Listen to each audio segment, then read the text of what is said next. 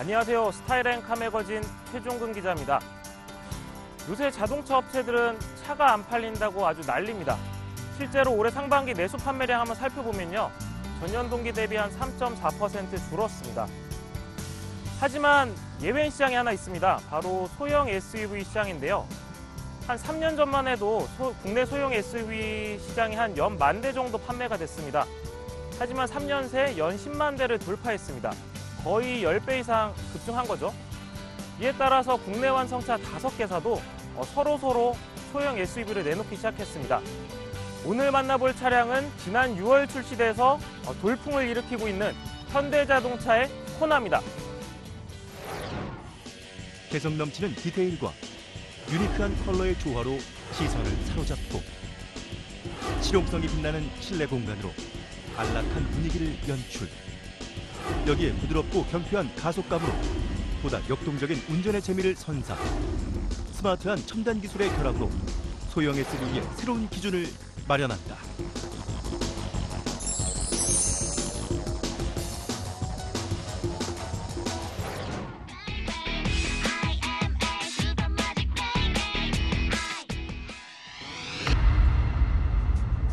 네, 코나의 전면 디자인에서 가장 먼저 눈에 들어오는 것은 낮은 전고와 넓은 전폭입니다. 코나가 소형 SUV이긴 하지만 동력 성능이 꽤 괜찮습니다. 그래서 좀 주행 안전성을 확보하기 위해서 전면 디자인을 좀 전고를 낮게 디자인한 것이 특징이고요. 또 이 캐릭터 라인을 또 예쁘게 아주 잘 뽑았습니다. 그래서 좀 볼륨감 있는 그런 전면 디자인을 완성시키고 있습니다.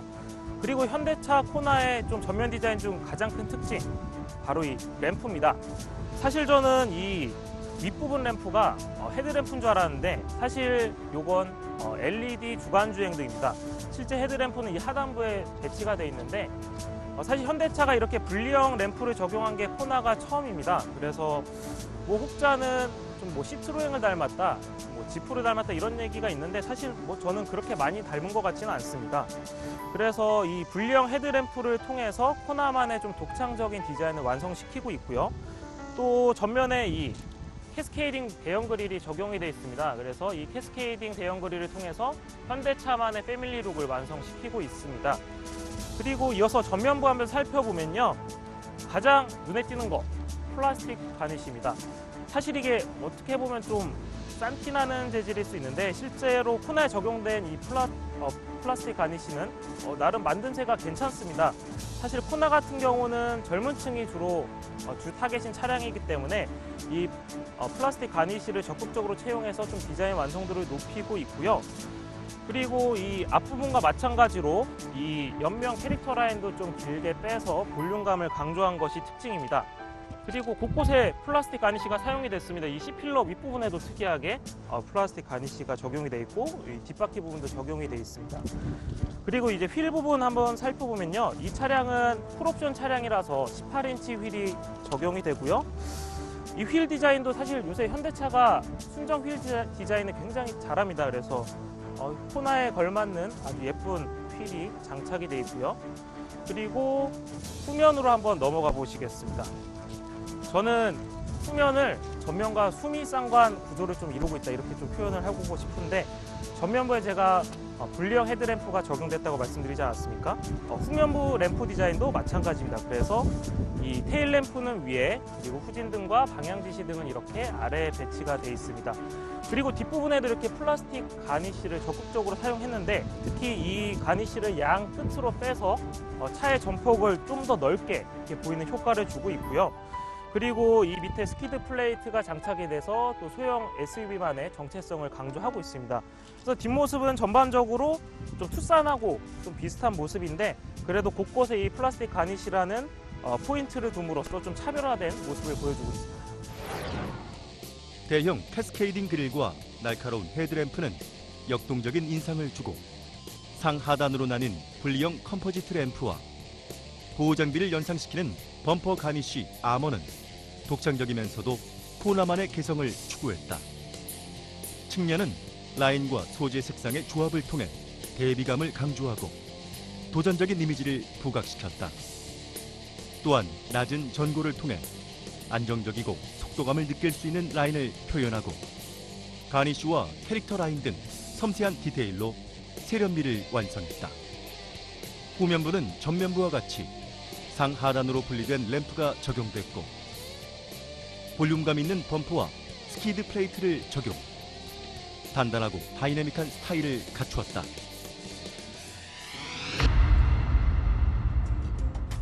네, 이제 실내로 들어왔습니다. 첫 느낌은 사실 엄청 고급스럽다 그런 느낌은 아닙니다, 사실은. 하지만 그래도 굉장히 깔끔하고 잘 정돈되어 있다는 느낌이 듭니다. 일단 스티어링 휠 디자인이 눈에 들어오는데 아이서티하고 좀 비슷한 것 같기도 하고 아이오닉하고 또 닮은 것 같습니다. 그래서 전반적으로 이 차급에 주로 많이 쓰이는 스티어링 휠이 장착이 돼 있고 계기판도 화려하진 않지만 딱 주행 중에 필요한 정보를 바로바로 알 수 있게끔 시인성 좋게 디자인이 되어 있습니다. 기어봉 디자인은 아반떼하고도 좀 비슷한 모습이고 수동 기어하고도 좀 닮은 것 같습니다. 그래서 전반적으로 좀 심플한 모습이고 이 기어 노브 주변으로 자주 쓰는 통풍이나 열선 그리고 핸들 열선 이런 거 다 갖춰져 있고 드라이브 모드 선택하는 것도 기어 노브 근처에 배치해서 편리하게 사용할 수 있도록 배려를 했습니다. 그리고 딱 차에 탔을 때 눈에 들어오는 게 플로팅 타입의 이 디스플레이입니다. 8인치 디스플레이를 탑재하고 있는데 사실 저는 이 플로팅 타입의 디스플레이가 좀 시야에 방해가 되지 않을까 그런 좀 걱정을 했었거든요. 근데 사실 보면 이 배치된 부분과 이 전면 사이에 거의 수평을 이루고 있어서 실제 주행 중에는 전혀 문제가 없고 오히려 딱 고개를 딱 돌렸을 때 필요한 주행 정보를 바로바로 알 수 있게끔 인체공학적으로 설계가 된 것이 눈에 띕니다. 시트 같은 경우에는 너무 쿠션이 딱딱하지도 않고 너무 소프트하지도 않아서 장시간 주행해도 큰 문제가 없을 것 같고 가죽도 지금 천연 가죽으로 이 모델은 최상위 트림이기 때문에 천연 가죽으로 되어 있는데 가죽질도 나쁘지 않습니다. 그리고 송풍구 같은 경우에는 여기 요새 좀 유행하는 원형 송풍구를 사용해서 스포티한 감성을 살렸고요.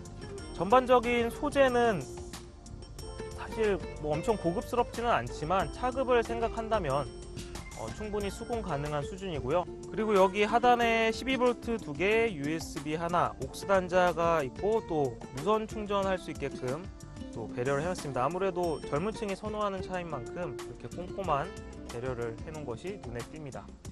뒷자리 얘기도 또 빼놓을 수 없을 것 같습니다. 사실 SUV를 원하시는 분들은 넓은 적재 공간, 거기에 또 많은 사람들을 태우기 위해서 SUV를 택하는데 코나는 아무래도 소형 SUV이다 보니까 뒷자리가 그렇게 넉넉하지는 않습니다. 제가 뒤에 앉아보고 좀 달려보기도 했는데 성인 남성이 단거리에는 큰 문제가 없지만 좀 먼 거리를 가기에는 불편한 모습이었습니다. 그 부분은 조금 아쉽지만 차급이 소형 SUV인 만큼 이 부분은 좀 감안을 하셔야 될 것 같고요. 적재 공간은 SUV인 만큼 꽤 넉넉합니다. 또 뒷자리를 폴딩할 수 있기 때문에 뒷자리까지 접으면 꽤 넉넉한 짐을 실을 수 있는 장점이 있습니다.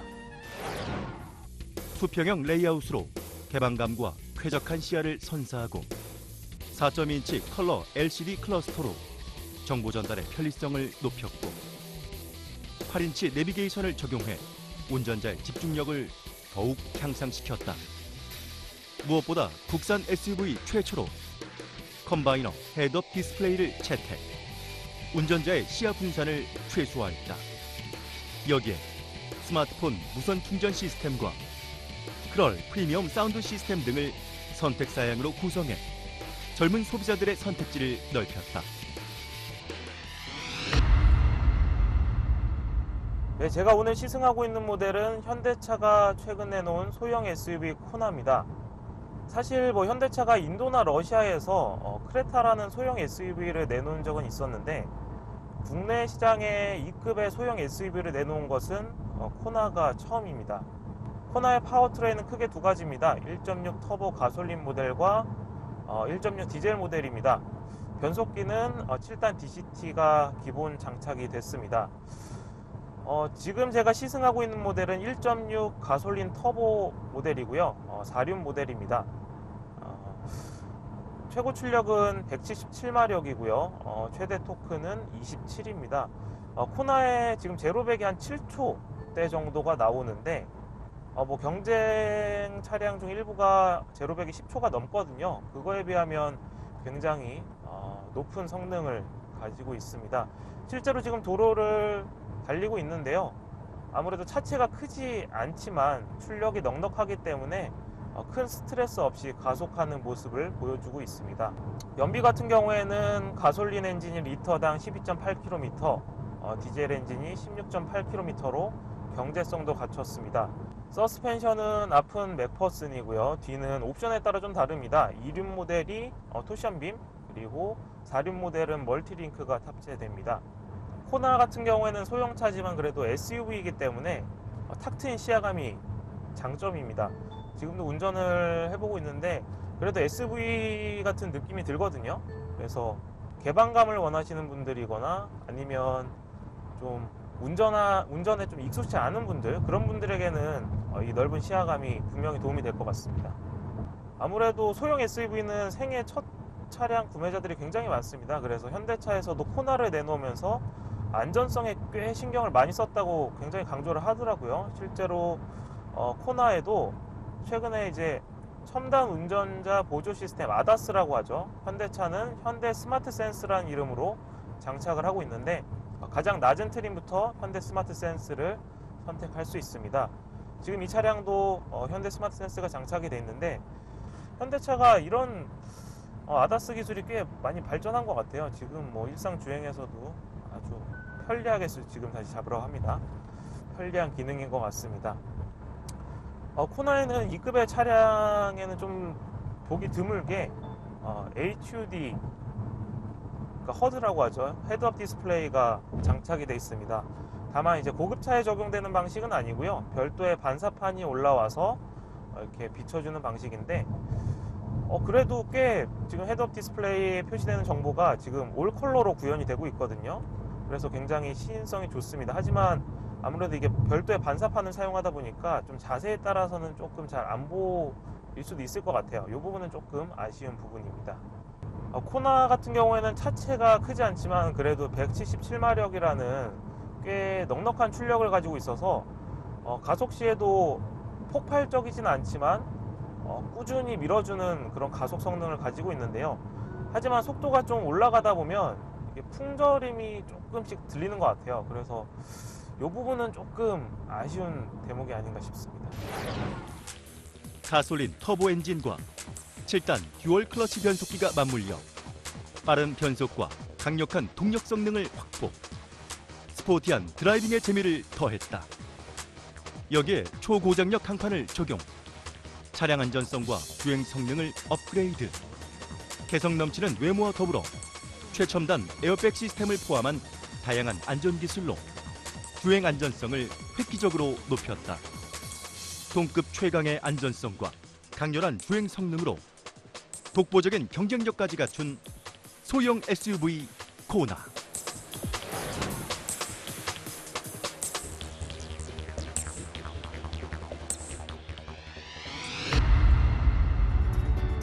네, 지금까지 현대차 코나를 살펴봤습니다.